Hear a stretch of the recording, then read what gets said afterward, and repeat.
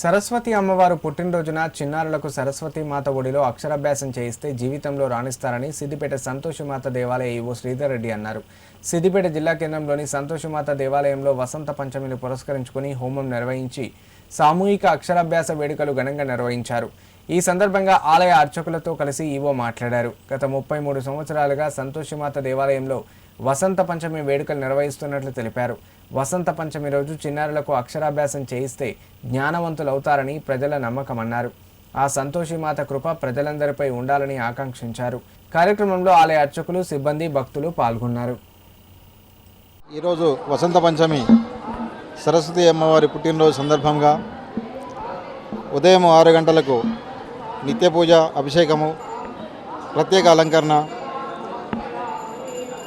6 గంటలకు క్షీరాభిషేకము చిన్నమ్మవారికి, 8:30 నిమిషాలకు సామూహిక కుంకుమార్చనలు, 9 గంటలకి సామూహిక అక్షరాభ్యాసాలు, 10 గంటలకి మంత్రపుష్పం మరియు మంగళహారతి నీరాజనం మొదలైన కార్యక్రమాలు నిర్వహించబడుచున్నవి. చిన్నపిల్లలకు అక్షరాభ్యాసం చేయడం జరుగుతున్నది. భక్తులు అధిక సంఖ్యలో పాల్గొనడం జరిగింది. ఈ కార్యక్రమానికి భక్తులకు ఎటువంటి అసౌకర్యం కలగకుండా అన్ని ఏర్పాట్లు చేయడం జరిగింది. సంతోషీమాత దేవాలయంలో దాదాపు 33 సంవత్సరాల నుంచి ఈ అమ్మవారుకు అశేషమైనటువంటి పూజలు నిర్వహిస్తున్నారు. మరియు శ్రావణ మాసం నందు వరలక్ష్మి వ్రతం నందు అనేకమైనటువంటి విశేషమైనటువంటి అలంకారాలు మరియు కుంకుమార్చనలు, అక్షరాభ్యాస విద్యాపనలు, ఇటువంటి కార్యక్రమాలు శ్రావణ మాసంలో జరుగుతాయి.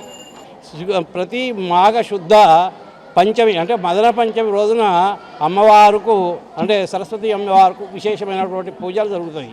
అన్నీ ఉన్నా కానీ మాట రాకపోతే వ్యర్థం అని అంటారు. అందుకొరకే అమ్మవారి యొక్క ఈరోజు అలంకారం, విశేషమైనటువంటి అలంకారం మరియు అమ్మవారుకు నిత్య పూజలు జరుగును. కావున భక్తులు అధిక సంఖ్యలో పాల్గొని అమ్మవారి కృపకు పాత్రలు కాగలరని కోరుతున్నాము.